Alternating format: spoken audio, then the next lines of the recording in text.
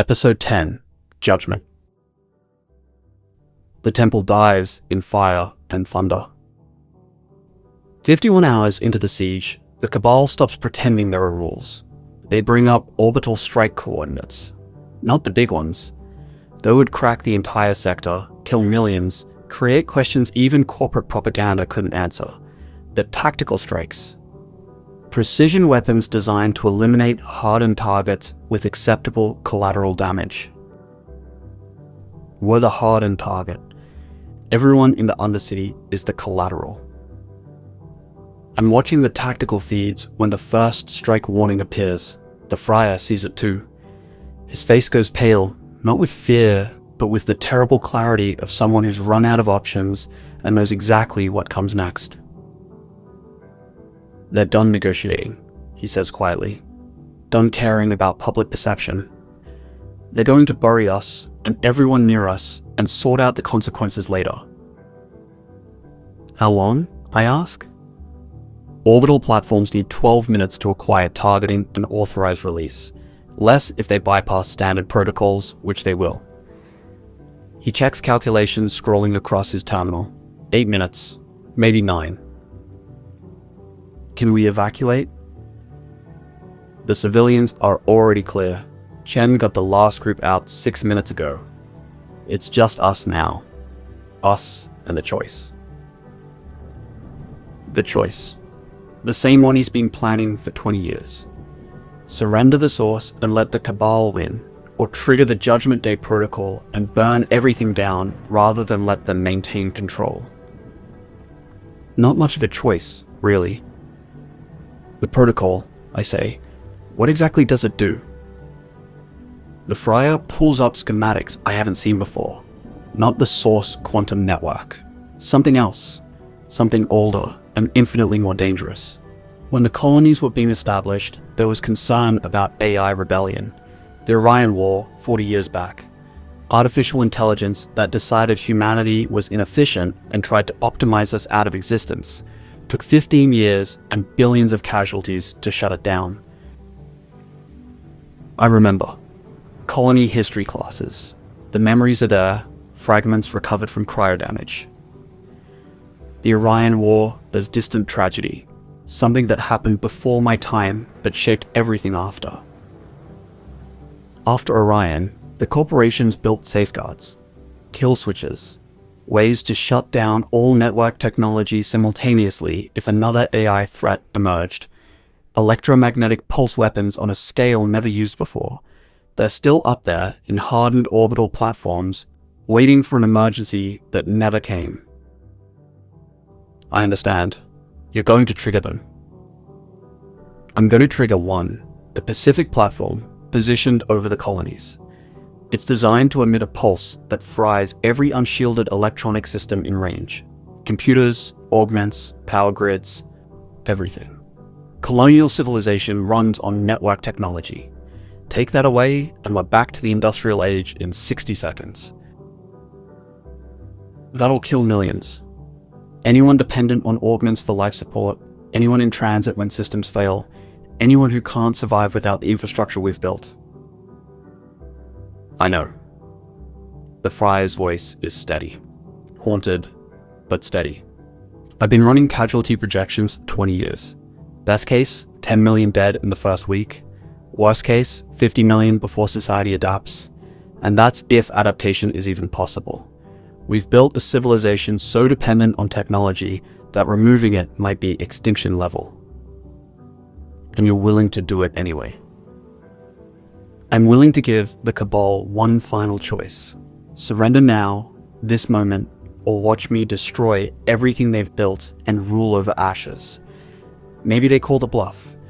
Maybe they decide power over ruins is still power. Or maybe, finally, someone blinks. The countdown on his screen reads 7 minutes until orbital strike. 7 minutes to decide whether to end civilization, to stop a conspiracy. 7 minutes to choose between certain death and possible extinction. The chip in my skull is strangely quiet. No calculations, no tactical suggestions. Even 14 lifetimes of accumulated experience don't have an answer for this. Some choices that are too big for strategy. Do it, I tell him. The Friar's hands move across the terminal. Not hesitation, just the careful precision of someone who's rehearsed this moment in nightmares for 2 decades. The protocol takes 90 seconds to initialize. Once I start, there's no abort, the pulse goes out, and everything changes. Last chance to object. I'm not objecting. How long after you trigger it until the pulse? 4 minutes. Enough time for the Cabal to see what's happening, to understand this is real, to surrender if they're going to. If nobody surrenders, if they're willing to rule over ashes, he meets my eyes. Then civilization ends and we're responsible. Then we better make sure the right people know why. Chen, Deacon, you monitoring this? Chen's voice comes through comms, distant but clear. He's with the evacuated civilians somewhere in the deep tunnels. Monitoring. Are you serious about the protocol? Dead serious. Friar's triggering it now. You've got 4 minutes to get everyone as deep as possible. Shielded spaces, old infrastructure, anything that might survive the pulse. After that, every augment, every electronic system, everything goes dark. Understood. Moving now. Chen signs off. Professional to the end. Deacon's voice is closer. He's still in the temple, holding defensive positions against forces that will be vaporized in 6 minutes now. I'll start bringing people in. Anyone still above ground when the pulse hits will be deaf, blind, and crippled if their augments fry. Do what you can. We're out of time to be careful. The Friar completes his preparations. His finger hovers over the final confirmation. To everyone listening on the intercept channels, to every executive and politician who's been watching the siege, you have 4 minutes. Surrender yourselves for trial, or watch everything you've built turn to ash. The protocol is active. The pulse is coming. Choose now. He presses the key. The screens around us change, no longer showing tactical data or news feeds, just a countdown, 4 minutes, 240 seconds, and across every network device in 3 colonies, the same countdown appears. Impossible to ignore, impossible to dismiss. This is real. This is happening. The Friar wasn't bluffing about the source shutdown, and he's not bluffing about this. In the command centers and executive suites above, people are scrambling, running projections, confirming this is possible, realizing it absolutely is possible, and the old man in the dying temple has his finger on the trigger. 3 minutes, 30 seconds. My augments are screaming warnings. The chip is calculating survival probability in a post-pulse world. It's not optimistic. I'm held together by technology that's about to become scrap metal. When the pulse hits, I'll be back to baseline human, and baseline human Zyl Koban died 13 years ago. But maybe that's appropriate. Maybe this is how it should end. The clone and the chip, the ghost and the parasite, going dark together when civilization falls. You should evacuate, the Friar tells me. Get deep, find shielded space. You might survive if you're far enough from the surface when it hits. I'm staying. Someone needs to make sure the Cabal doesn't storm the temple and stop this in the last 30 seconds. There won't be anything to stop. The protocol is autonomous. Once initialized, it runs to completion regardless of what happens to me. I could die right now, and the pulse would still trigger. Then I'm staying because watching civilization end alone is too depressing, even for you. The Friar almost smiles. You're a terrible bodyguard, but adequate company. 3 minutes. Deacon appears in the doorway, supporting 2 wounded resistance fighters. Last group from the perimeter, everyone else is either evacuated or dead. Temples coming down around us. Then get to cover. The pulse hits in under 3 minutes. You don't want to be near any electronics when it does.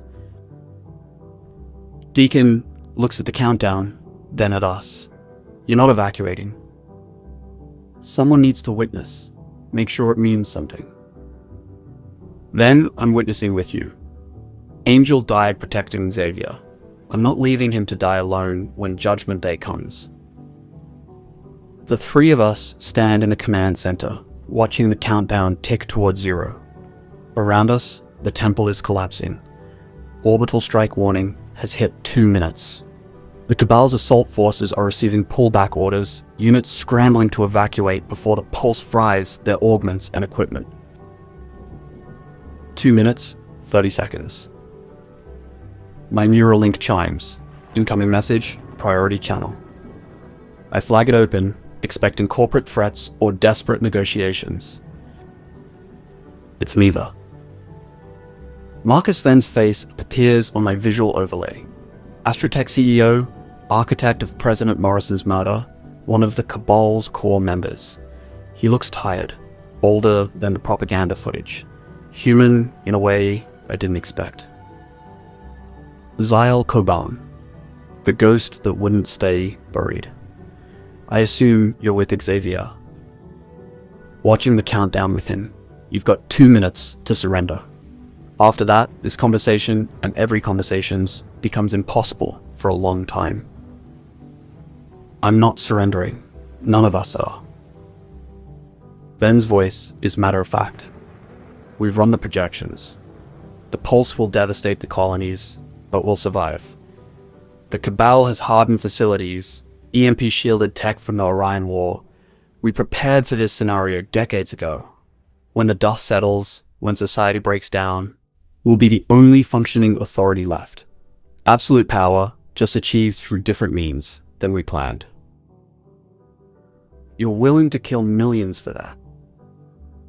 We're willing to let millions die rather than face justice. There's a difference. He pauses. But I wanted you to know, this isn't victory. You haven't won. You've just changed the battlefield. The war continues, and we're better equipped for the aftermath than you imagine.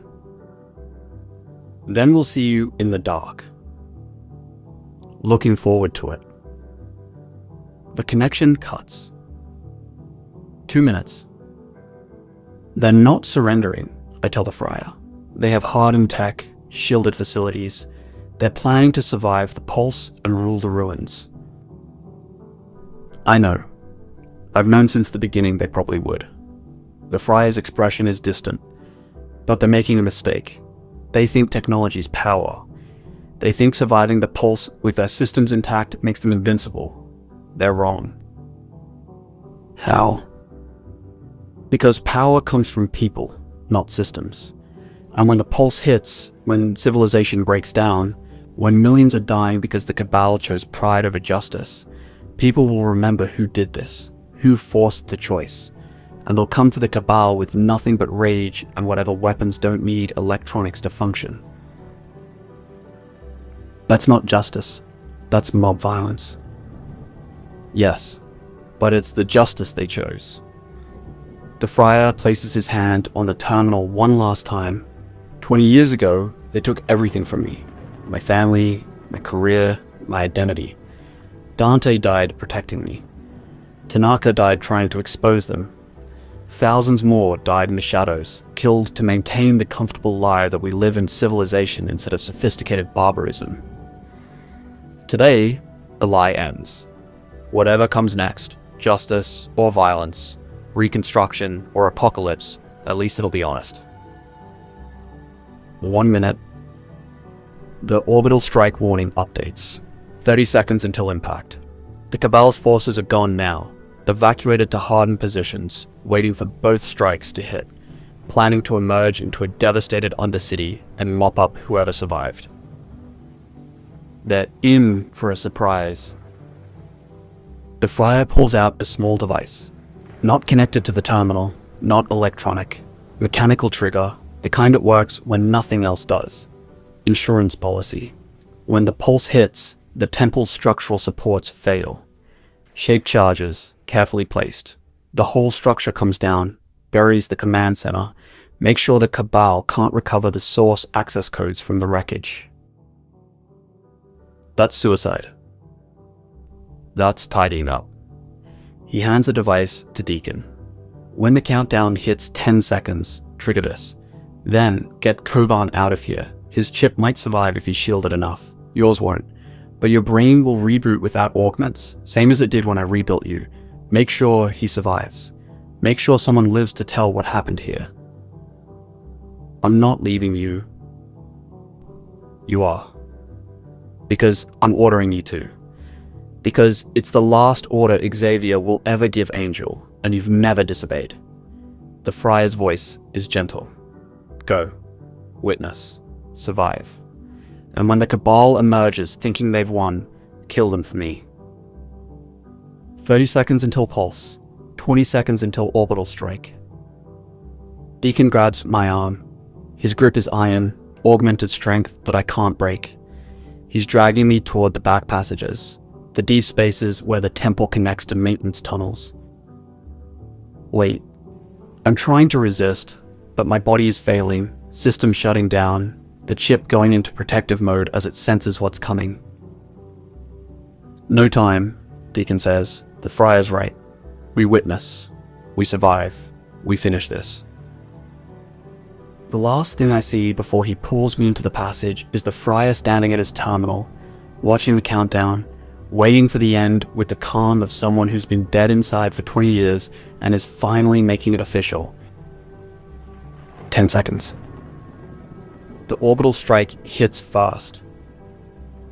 The temple doesn't explode. It simply ceases to exist as a coherent structure. One moment it's there, ancient wood and modern technology, a fortress that held back an army. The next moment it's vapor and shrapnel, matter turned to energy, everything within the strike zone converted to heat and light and physics. The Friar dies instantly, vaporized. Probably didn't even register the pain before his neural patterns were scattered across several cubic meters of superheated air. I hope he felt relief before the end. Hope he felt like he'd finally done enough. The shockwave catches us in the passage, throws us tumbling through darkness, impact breaking things that were already broken. I feel ribs crack, feel the chip screaming warnings, feel my body shutting down from trauma and system failure. 5 seconds. Then the pulse hits. It's not sound, not light, just the sudden absence of everything electronic. My augments die mid-cycle.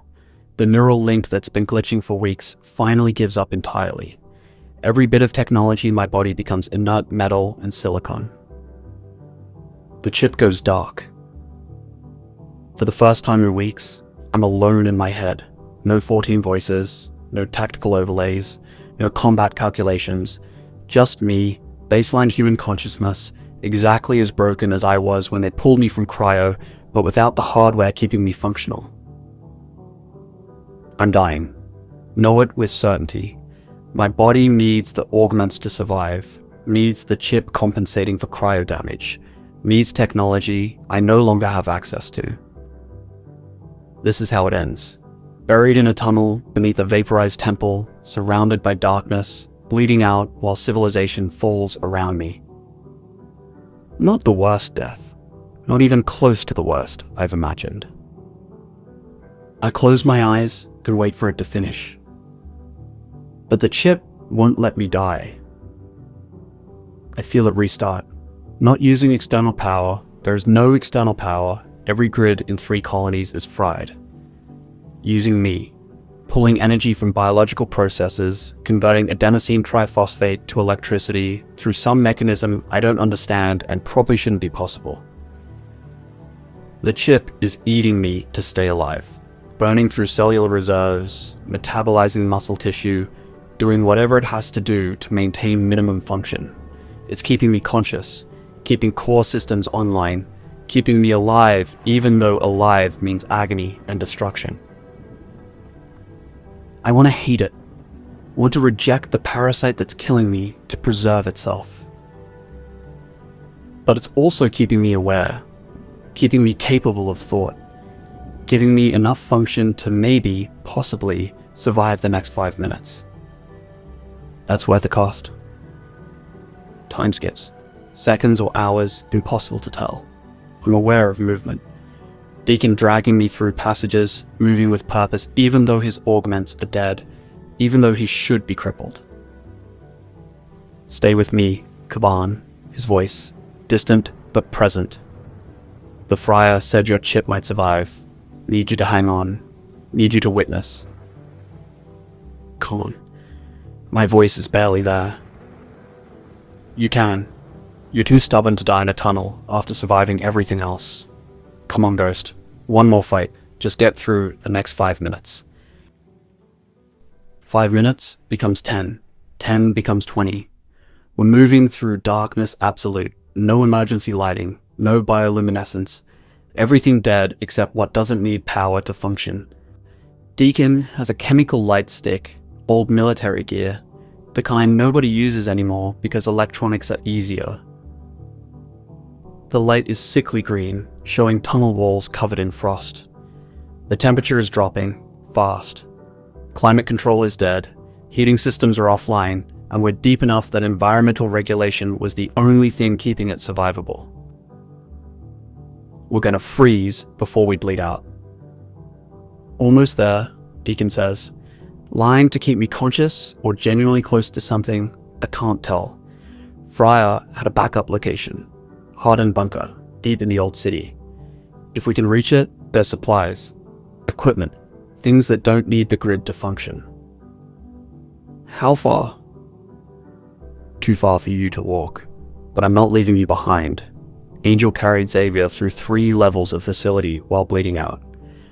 I can carry you a few kilometers.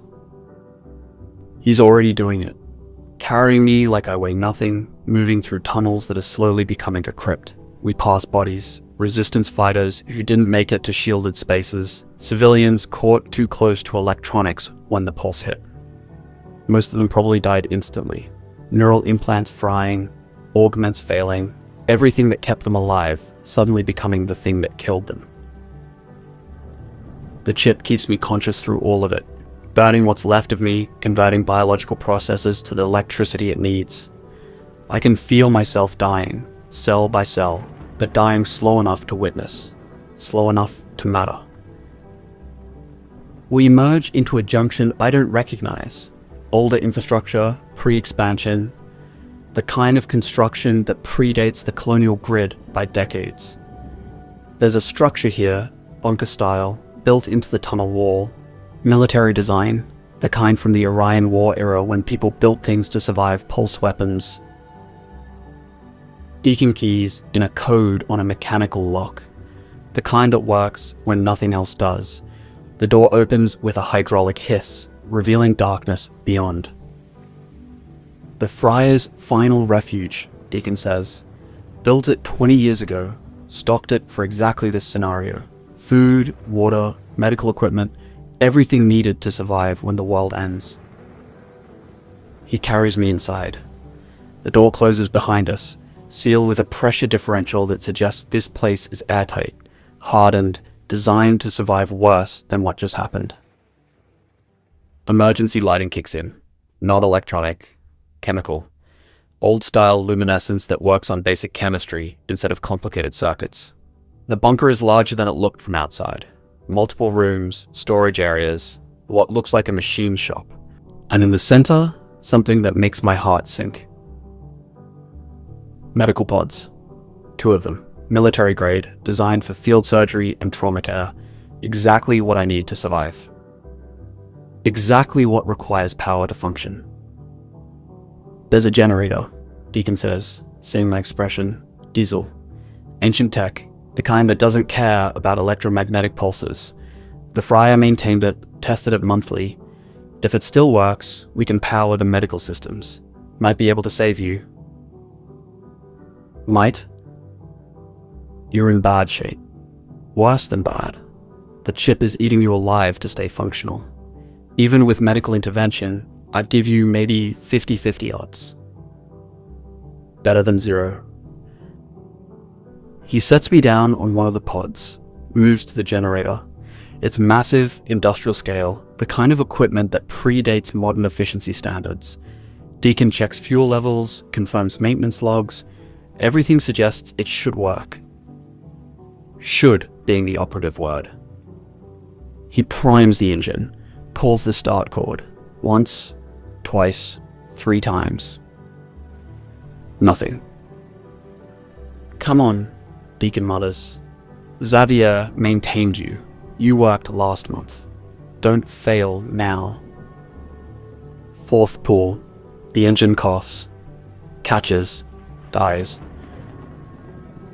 5th pull. The engine roars to life, loud and primitive and beautiful. The bunker's lights brighten. The medical pods start their boot sequences, running diagnostics that don't require network connection. Deacon moves to the pod I'm lying in, starts connecting medical interfaces. This is gonna hurt. The pod needs to map your internal damage, and without anesthetic protocols online, you're getting the full experience. Try not to die from shock. No promises. The pod activates. Deacon was right. It hurts worse than anything I've survived so far, which is saying something. The medical scanners are mechanical, physical, mapping damage through direct contact instead of sophisticated sensor arrays. It's like being vivisected by a machine that doesn't care about comfort, only completion. The chip rides it out with me, pulling more energy from my failing biological systems, keeping me conscious when unconscious would be mercy. It needs me alive, needs the host functional. So it keeps me aware through agony that should cause shutdown, keeps me feeling every moment of the diagnostic. Finally, the pod completes its scan. The results display on a mechanical readout, the kind that uses physical dials instead of screens. Deacon studies them, expression grim. "You're critical. Multiple organ failures, catastrophic augment damage, cellular destruction from the chip's power draw.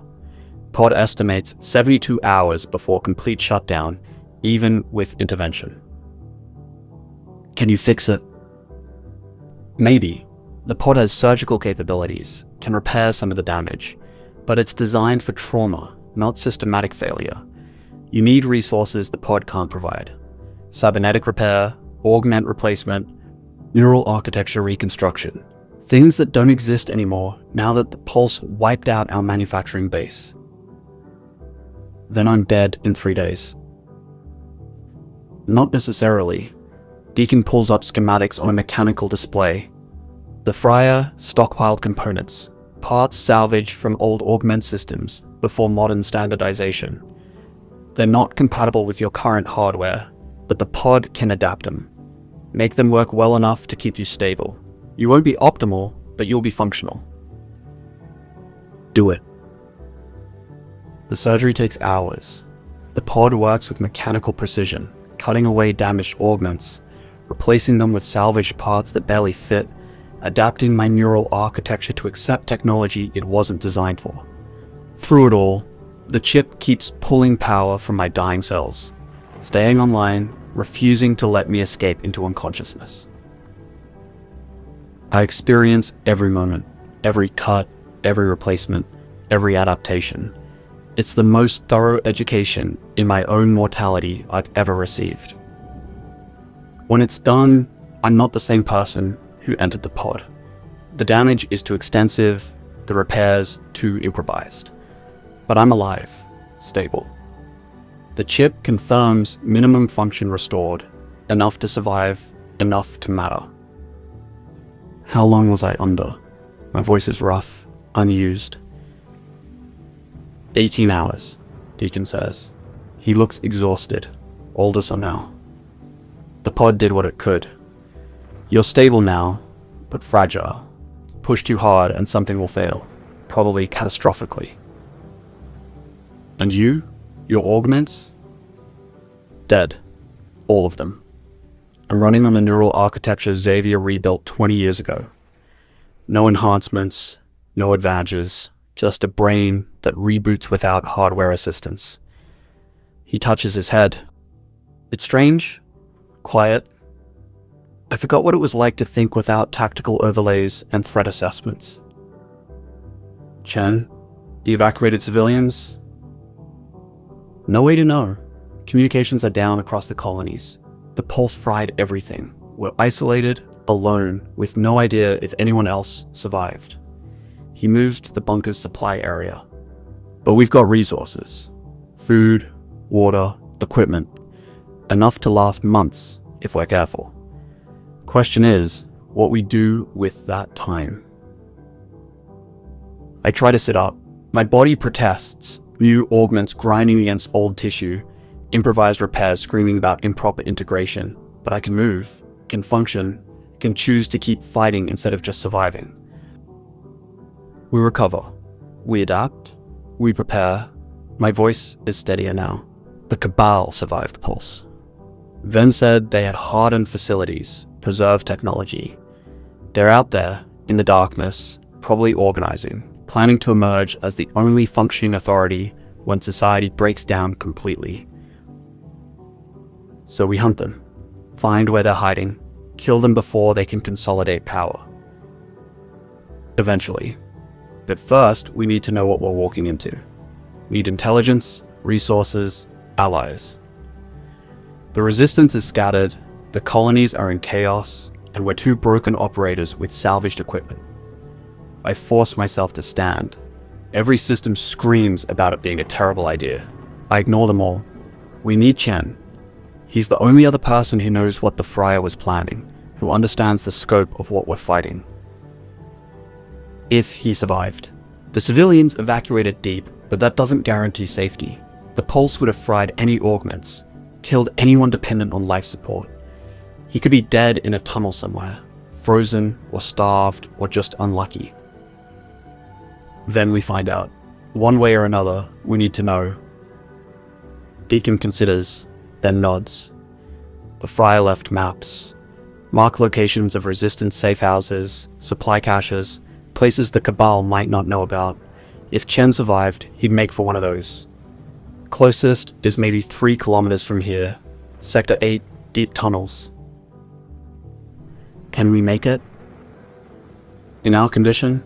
Slowly, carefully, with frequent stops for your improvised augments to not kill you.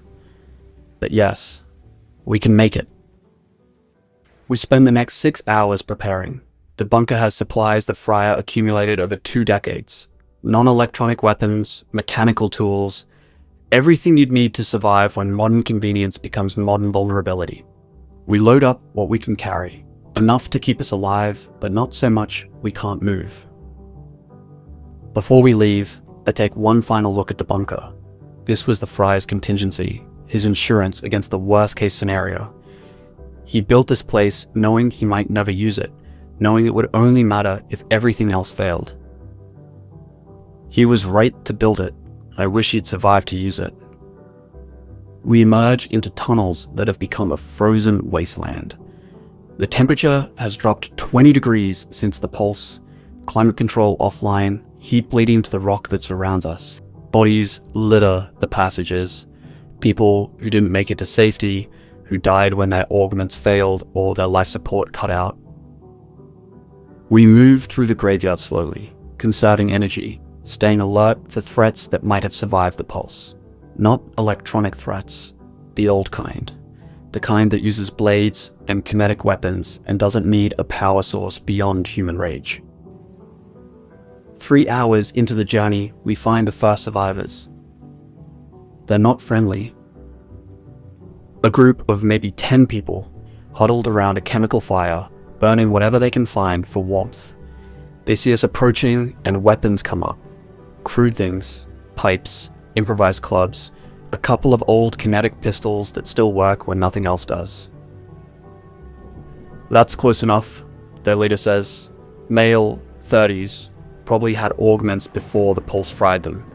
This is our sector. Find your own. We're just passing through, Deacon says, hands visible, non-threatening. Heading deeper. We'll be gone in 5 minutes. Passing through with what looks like military equipment, looks like supplies, looks like you're better equipped than you should be. The leader steps closer. You were prepared. Knew the Pulse was coming, which means your resistance, or Cabal, or some other faction that sacrificed the colonies for your own power games. We're resistance. We fought the Cabal. The Pulse was the last option when they wouldn't surrender.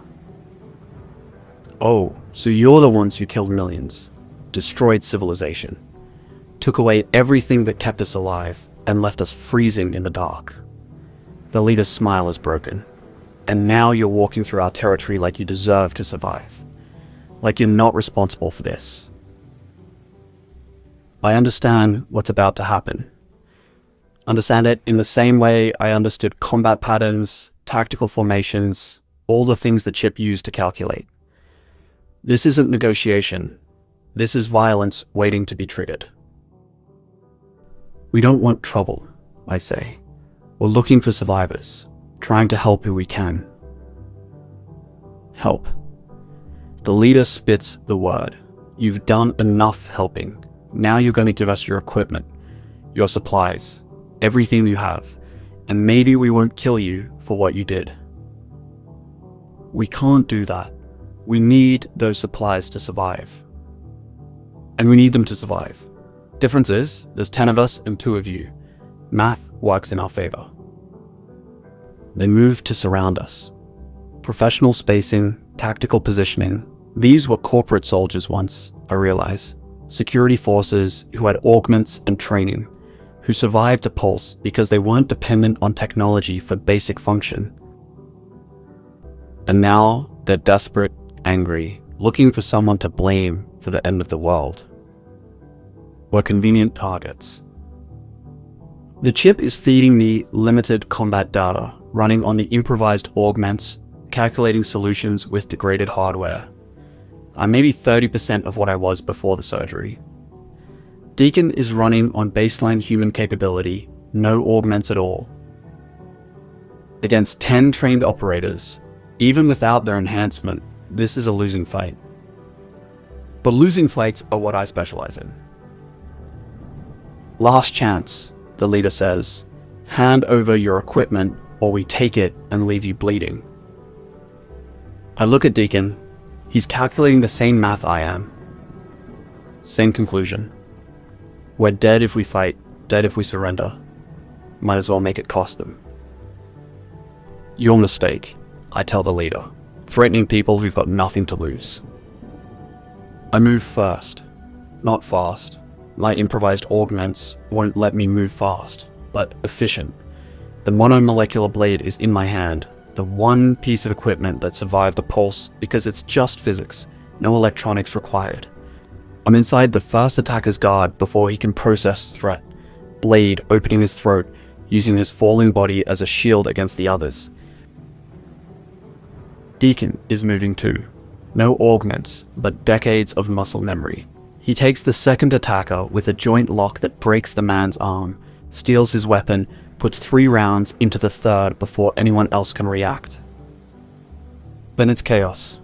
10 against 2, both sides using kinetic weapons and improvised tactics, everything reduced to the oldest form of combat, people trying to kill each other with whatever they can reach. I take hits. Rounds punch into already damaged systems. The improvised augments scream about critical failures. The chip is pulling more energy from my cells, burning through reserves, keeping me functional through pure stubborn calculation. But I'm still standing, still fighting, still making each one of them pay for the mistake of thinking we'd surrender. Deacon goes down. 3 attackers on him, overwhelming through numbers. I move to support, the blade finding gaps in their defense, creating space for him to breathe. We're back to back now, surrounded, burning through ammunition we can't replace. The math is simple. They'll overwhelm us in 30 seconds. Maybe less. Then gunfire erupts from the tunnel behind us. Not random, precise, professional. Someone engaging from elevation, using tactical positions to maximum advantage. 3 attackers drop before the others realize there's a new threat. The remaining attackers scatter, disappearing into side passages, abandoning the fight when the odds shift. Smart, survival beats revenge when you're not augmented anymore. I turn toward our rescuer, weapon up, ready for the next fight. Chen steps into the chemical light, kinetic rifle smoking, looking like hell, but alive. "You two look terrible," he says. "Also, you're welcome." Chen, I lower my weapon. How did you... Tracked you from the temple. Not hard when you're leaving blood trails through the tunnels. He moves closer, assessing our condition with the eye of someone who's kept people alive through worse. You need medical attention. Real medical attention, not battlefield patches. Lucky for you, I know where to find it. Where? The Friar's backup bunker. 3 kilometers south. Should have supplies, equipment, maybe even working medical pods if the generator survived. He pauses. You already know about it, don't you? That's where you're coming from. Just left there. Spent 18 hours in a medical pod getting rebuilt with salvaged parts. It's operational, but supplies are limited. Then we pool resources. I've got civilian survivors, maybe 40 people who made it out of the temple evacuation. They're alive, but not doing well. Cold, scared, low on supplies. We need a base of operations that isn't an ice tunnel and a chemical fire. The bunker can hold that many? It'll be cramped, but cramped beats frozen. Chen looks past us, down the tunnel where the attackers fled. Also, we're gonna have more encounters like that. People are scared, desperate, angry. They're forming tribes, claiming territory, fighting over whatever resources are left. It's only been, he checks a mechanical watch, 20 hours since the pulse. Society is breaking down faster than I expected. The Cabal? No confirmed sightings, but they're out there. Has to be. Then wasn't bluffing about hardened facilities. They've got preserved technology, organized forces, everything they need to emerge as the power structure when things settle. Question is, what we do about it. We hunt them, kill them, finish what we started. Eventually. But first, we survive. Get the civilians stable, gather intelligence, figure out what we're actually fighting. Chen starts moving, gesturing for us to follow. The Friar started this war. We're going to finish it, but we do it smart. No more dramatic sacrifices. No more choosing between justice and apocalypse. We find where the Cabal is hiding, and we kill them quietly, professionally, permanently. We follow him through the darkness. Behind us, the chemical fires of desperate survivors flicker in the frozen tunnels. Above us, 3 colonies are in chaos, civilization breaking down, people dying from cold and hunger and violence, as society forgets how to function without the networks that defined it. But we're alive. Broken, improvised, barely held together, but alive. And we've got purpose, resources, enough to matter. The Cabal thinks they've won. Think they can wait out the chaos, emerge as saviors, rule over whatever's left. They're probably right about the first part. They're wrong about the second. We reach Chen's location an hour later. The civilian survivors are exactly as bad as he described. Cold, scared, barely hanging on. But they're organized. Chen has kept them together, maintained discipline, turned frightened refugees into something that might survive. We're moving to the Friar's bunker, Chen tells them. It's hardened, stocked, has medical facilities. Not paradise, but better than freezing in a tunnel. Pack what you can carry. We leave in 10 minutes. The survivors move with the exhausted efficiency of people who've been displaced before, who know how to pack a life into what you can hold. Within minutes, we're moving. A column of desperate people heading deeper into tunnels that have become the only refuge. The journey takes 4 hours. We lose 2 people on the way. One to augment failure, organs shutting down when the tech that kept them alive died. Another to the cold, hypothermia claiming someone who'd been augmented for climate resistance and couldn't adapt to baseline function. We bury them in the tunnels. No ceremony, no words. Just acknowledgement that there were people who mattered and now they're gone. Add them to the list of casualties from a war that's costing more than anyone calculated. The bunker is exactly where Chen expected. The diesel generator is still running, fuel tanks showing maybe 3 weeks of continuous operation before they run dry. After that, we'll need to find more fuel or figure out alternative power. Problems for later. Right now, we've got shelter, warmth, medical facilities. We've got 40 survivors who might make it through the next week. We've got 3 operators who are broken but functional, who know what needs doing. We settle the civilians into the bunker's living areas, distribute supplies, set up watches, establish routines that give people purpose beyond just surviving. Chen's good at this, the organizational work that keeps groups from fragmenting into chaos. Deacon and I end up in the machine shop, taking inventory of what the Friar left. It's extensive. Parts, tools, weapons, everything accumulated over 20 years of preparation. It's an arsenal and workshop combined, designed for a scenario where civilization ended and someone needed to rebuild from scratch. We've got maybe 3 weeks before we're out of diesel, Deacon says, running calculations on a mechanical abacus. After that, power becomes critical. Bunker has wind turbines, but they need installation, and that means surface work. Dangerous when we don't know what's up there. So we make the 3 weeks count. Get everyone stable, train who we can, gather intelligence on Cabal positions. When the time's right, we move. You're talking months of preparation. The Cabal won't wait that long. They'll organize, consolidate, start emerging as authority figures before we're ready. Let them. Every day they're visible is another day we can track them, find their facilities, identify their leadership. When we strike at the heart. No warning, no mercy, no survivors. Deacon studies me with those cold, calculating eyes. You've changed. 3 weeks ago, you were a broken asset barely holding together, taking whatever contracts paid rent. Now you're planning systematic assassination of the most powerful people in 3 colonies.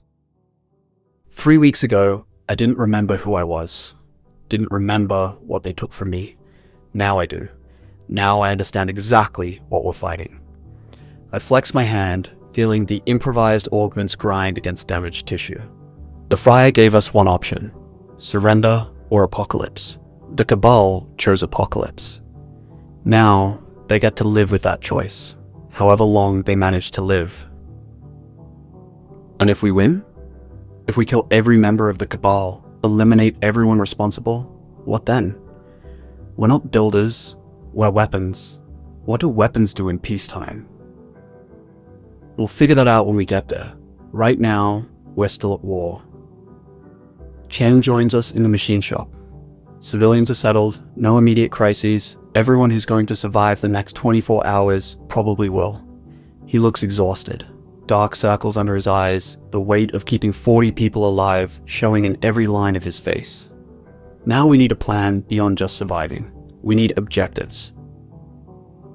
Hunt the Cabal, I say. Find their facilities. Kill their leadership. Ensure they don't emerge as the authority structure in whatever civilization rebuilds. That's an objective. But it's also vague. The colonies span 3 planets, dozens of installations, billions of people in various states of crisis. The Cabal could be anywhere. We need actionable intelligence before we can hunt anyone. The Friar had intelligence. 20 years of accumulated knowledge about Cabal operations, safe houses, secured facilities. I pull up mechanical files, old-style records that survive because they don't need power to read. He documented everything. It's here in physical archives, waiting for someone to use it. We spend the next hours reading through the Friar's records. It's exhaustive. Names, locations, organizational structures. Everything he learned about the Cabal, preserved in hard copy because digital records could be hacked or erased. Physical paper indoors. A picture emerges. The Cabal isn't one organization. It's a network of executives, politicians, military commanders, all coordinating through the source quantum network. With the source down, that coordination is broken. They'll fall back on pre-established protocols, hardened facilities that were designated as rally points. There are 12 such facilities across 3 colonies. Bunkers built during the Orion War, preserved and maintained, stocked with pre-pulse technology that doesn't rely on network systems. The Cabal can survive there for years if necessary, waiting for society to stabilize, emerging when the time is right. Unless someone stops them. 12 facilities, Chen says. Assuming they're all occupied, that's maybe 300 Cabal members total, plus security forces, staff, support personnel. Call it 1,000 people we need to eliminate if we're being thorough. We start with leadership, I say. Marcus Venn is priority 1. AstroTech CEO, central coordinator, probably the most influential voice in Cabal decision-making. Kill him and the rest fracture. Venn's facility is on Mars, Deacon points out. The old Industries complex where the Friar worked 20 years ago. Heavily fortified, designed to survive siege, has resources for long-term occupation. If he's anywhere, he's there. Then that's where we go. Mars is 6 months away, maybe longer if transportation is as broken as everything else. We'd need a ship, supplies, way to navigate without modern systems, and that's assuming we survive that long. We have time. 3 weeks before the diesel runs out, another month to get alternative power operational. Use that time to train, gather resources, repair what's broken, then we start hitting targets. And the civilians? Chen asks. What happens to them? We can't take 40 people on an assassination mission to Mars. We establish them here, make this bunker self-sufficient, leave them with supplies, tools, knowledge to survive. It's more than most people have. It's abandoning them, leaving them defenseless while we pursue revenge. It's giving them a chance, which is more than the Cabal is offering anyone else. I look at both of them. I'm not asking you to agree. I'm telling you what I'm doing. The Cabal ended civilization. They're planning to rebuild it in their image. I'm going to stop that. You can help, or you can stay here and focus on survival. Either way is valid. Chen and Deacon exchange looks. Some unspoken communication between people who've worked together long enough that words are optional. We help, Chen says. The Friar died for this. Tanaka died for this. Everyone who fought the Cabal, everyone who believed justice matters, they died for this. We owe them completion. Agreed, Deacon adds. Angel died protecting Xavier. I'm not going to waste that sacrifice by hiding in a bunker while the Cabal rebuilds. We finish this, however long it takes. We spend the next month preparing. The bunker becomes our base of operations. We install the wind turbines, supplement diesel power with renewable energy, train the civilians in basic survival, self-defense, how to maintain equipment when modern convenience is extinct. Some of them adapt well, find purpose in the work. Others struggle, barely holding together, traumatized by how fast their world ended. We can't save everyone, but we can try. Deacon and I spend hours in the machine shop, repair equipment, building weapons that don't need electronics. The Friar left plans for mechanical computers, navigation systems, everything you'd need to function in a post-pulse world.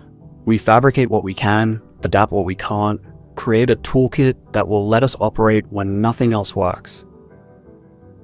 Chen focuses on intelligence gathering. The bunker has a radio system, old-style AM/FM, the kind that works when satellite networks are dead. He monitors broadcasts, pieces together what's happening on the surface. It's not good. Society's fragmenting. Colonial governments have collapsed or fragmented. The UCF military is in chaos, units scattered, command structures broken. Corporate forces are consolidating around hardened facilities, protecting Cabal interests, enforcing order through violence. And people are dying. Millions, maybe tens of millions. Starvation, cold, violence, disease, all the things that civilization was supposed to prevent, returning with a vengeance when the systems broke. The Friar was right. The Pulse killed more people than the Cabal ever did. We're responsible for that. have to live with that knowledge for whatever remains of our lives. But we're also the only ones trying to make it mean something. The only ones hunting the architects instead of just surviving in the ruins they created. By week 3, we're ready. Our augments are repaired, functioning at maybe 70% capacity. We've gathered supplies, weapons, equipment, fabricated a mechanical navigation system that will let us reach Mars without satellite guidance. Found a ship, old cargo hauler, abandoned in a surface port, designed for the kind of basic operation that doesn't need modern systems. The civilians are stable, self-sufficient. We're leaving them with 6 months of supplies, renewable power, everything they need to survive while we're gone. It's not safety, but it's a chance more than most people have. The night before we leave, I stand in the machine shop looking at the equipment we've built. Mechanical computers, kinetic weapons, tools that work through physics instead of electronics. We've regressed a century in technology, but we're still dangerous. Maybe more dangerous than we were with all the modern convenience. Desperation and improvisation make you creative. Make you willing to try things that shouldn't work, but somehow do. The chip is quiet in my skull. Still there, still functioning, running on my biological processes instead of external power. It's learned to be efficient, conserve energy, provide tactical support without the constant overlays and calculations. The 14 voices are still there, but muted, present without overwhelming. I'm not Zyl Koban anymore. Not really. The man who loved Lyra died 13 years ago. The clone who woke from cryo died in the temple siege. What walks around now is something else. Something built from salvaged parts and stubborn refusal, powered by rage and purpose, aimed at targets who think they've already won. They're wrong about that. Chen finds me in the machine shop. Ship's ready, supplies are loaded, we can launch at dawn. The civilians? Scared, grateful, hoping we come back but not expecting it. He looks at our improvised equipment. This is insane. We're 3 broken operators with salvaged weapons, planning to assault hardened facilities across 3 colonies, hunting the most powerful people in human space. The odds are astronomical. Yeah. Want to call it off? Admit this is suicide and focus on survival instead? No. Good. Because I wasn't giving you the option. Just wanted to confirm we're all equally crazy. He pulls out a bottle. Old whiskey, preserved in the Friar's stockpile. 1 drink before we leave. For everyone who didn't make it this far. For the Friar, for Tanaka, for every ghost who's counting on us to finish this. We drink. It burns going down, raw and real and human. For a moment, we're not operators or weapons or broken assets, just people, acknowledging that what comes next is probably death, but death with purpose beats survival without meaning. To ghosts, Chen says, raising his glass. To judgment, Deacon adds. To finishing what they started, I complete. We drink. Dawn comes cold and grey. The bunker survivors gather to watch us leave. 40 people who survived the end of civilization, who are choosing to keep surviving when giving up would be easier. We're not heroes to them. We're the people who destroyed their world, who chose apocalypse over compromise. But we're also the people hunting the ones actually responsible. That counts for something. Maybe not much, but something. The ship is waiting at the surface port. Old cargo hauler, designed for Mars runs. Space-worthy, if not comfortable. It'll get us there. Probably. Maybe. Assuming nothing breaks that we can't fix with our improvised tools. We board. Run through pre-flight on mechanical systems, checking everything twice because there's no automated safety nets anymore. Chen pilots. He has the muscle memory, the training that predates modern convenience. Deacon handles navigation with our fabricated mechanical computers. I monitor weapons, such as they are. Kinetic systems, missiles with mechanical guidance. Nothing sophisticated, but functional. The launch is rough. We're burning chemical fuel, no fancy fusion drives, no comfortable acceleration. Just brute force physics lifting us away from Earth, away from the colonies, toward Mars, where the Cabal is waiting. The journey will take months. Time to heal, train, prepare for what comes next. Time to become something other than survivors. Time to become hunters. As Earth shrinks behind us, I think about the Friar's final moment. Standing at his terminal, watching the countdown, choosing to end civilization rather than let the Cabal maintain control. It was insane. Monstrous. Exactly what someone driven by 20 years of rage would do. It was also honest. No more comfortable lies. No more invisible masters. Just truth and consequences. Clear and final. The colonies will rebuild, eventually. People are stubborn, adaptive, better at survival than anyone expects. They'll create something new from the ruins, and maybe it'll be better than what came before. Maybe they'll remember why the pulse happened, remember who forced that choice. Or maybe they'll forget, same as they forgot every other atrocity, and the cycle will start again. Power concentrating, conspiracies forming, people being ground down by invisible masters who think wealth equals wisdom. If that happens, maybe someone else will rise up. Another ghost, another weapon turned against its makers. Someone who refuses to stay buried, who remembers that people aren't property, who's willing to burn everything down rather than accept comfortable slavery. But that's future problems. Right now, we have present problems, like reaching Mars, like finding Marcus Venn's facility, like killing everyone responsible for ending civilization and thinking they'd rule the ashes. The chip pulses in my skull, content, almost eager. It's been waiting for this, waiting for purpose beyond just survival. 14 lifetimes of accumulated rage, focused into singular purpose. Hunt the architects, kill the Cabal, finish the war. No mercy, no surrender, no witnesses. Just judgment, delivered by ghosts who refuse to stay buried. The coordinates are locked. The trajectory is set. Months of travel ahead, then the real war begins. The Cabal thinks they've won, thinks they can wait out the chaos, emerge as saviors, rebuild civilization in their image. They're wrong. We're coming for them. And when we arrive, when we breach their facilities and hunt them through corridors they thought were safe, they'll learn the truth the Friar tried to teach them. Some ghosts don't haunt quietly. Some come with blades and fire and the promise of reckoning. Judgment is coming to Mars. And it's wearing the face of everyone they killed to maintain their power. End of episode 10. This is Black Box. 2143. An elite corporate soldier was betrayed, fused with a parasitic neural chip, and frozen for 13 years.